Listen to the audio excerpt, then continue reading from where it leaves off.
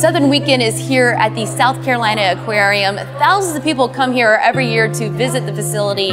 However, I'm going to take you on a special tour that not everyone gets to go on.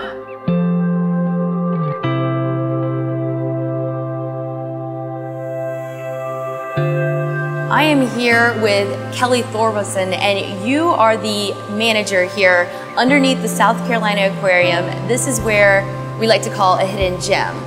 Tell me what is going on here.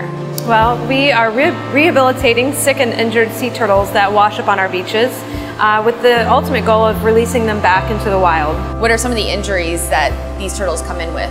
Well, we do see a good many human-inflicted injuries, such as plastic ingestion that cause impactions.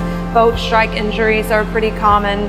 We see entanglements in fishing line and other marine debris, things like that. So, and then we get turtles that are, have shark attacks, or that they're just sick and we don't really know why they're sick.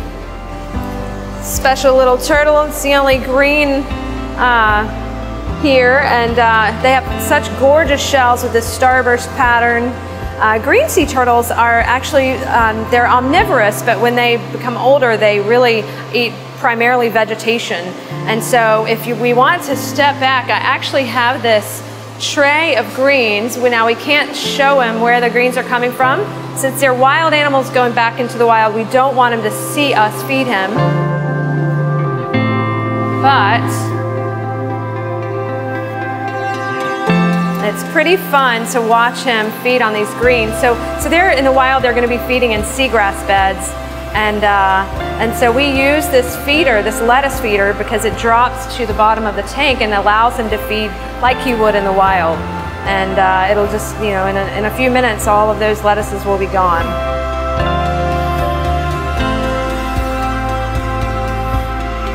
So the turtles in here, the ultimate goal is to hopefully release them back into the wild, but that's not always the case. So tell us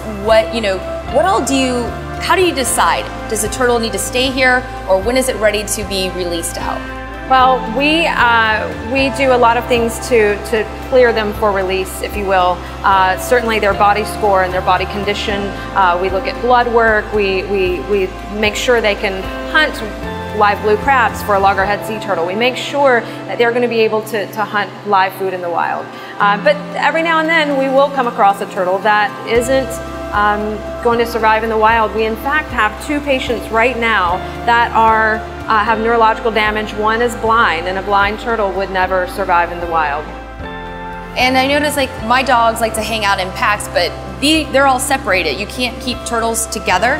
Sea turtles are not social animals at all, and if we had many turtles together in a tank, they would probably injure each other. So we do have to keep them divided. So you guys are in this basement here housing 25 turtles. How can people come see this? Yes, we have found a way to allow people down into the hospital for a behind-the-scenes tour, and it's really, really amazing. We have 2 tours every day at noon and 2. And the aquarium's mission here is to connect people to wildlife, wild places, and to water, and that's this is one way we do it, by having these behind-the-scenes tours.